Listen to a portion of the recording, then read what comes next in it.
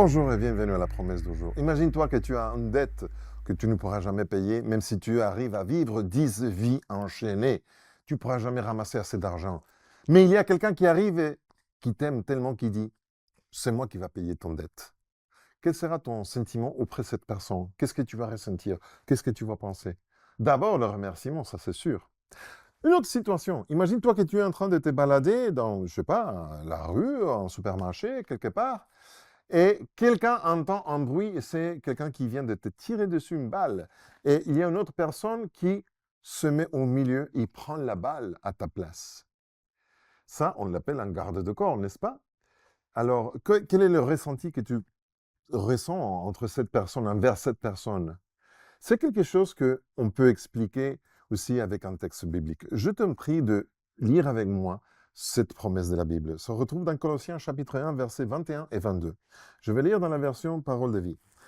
Vous, autrefois, vous étiez des étrangers pour Dieu, vous étiez des ennemis. En effet, vous pensiez à faire le mal et vous le faissiez. Mais maintenant, Dieu vous a réconcilié avec lui par la mort de son Fils, qui a souffert dans son corps humain.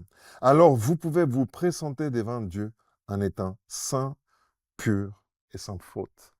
Dieu a envoyé son Fils. Et c'est Jésus qui a décidé de payer ta dette que tu n'aurais pu jamais payer dans ta vie. Et c'est Jésus qui a décidé de se mettre entre la balle et toi pour recevoir les conséquences de nos mauvais choix, de tes mauvaises décisions.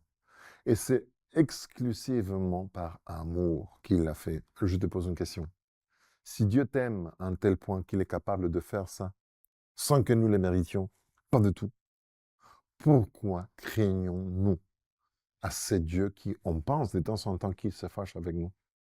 Il n'est pas fâché, parce qu'il a fait tout ça et plus encore pour te sauver. Et il fera pareil aujourd'hui, dans toute la journée que tu as devant toi. Ça, c'est la promesse du jour. Je suis Pedro Torres. Que Dieu te bénisse.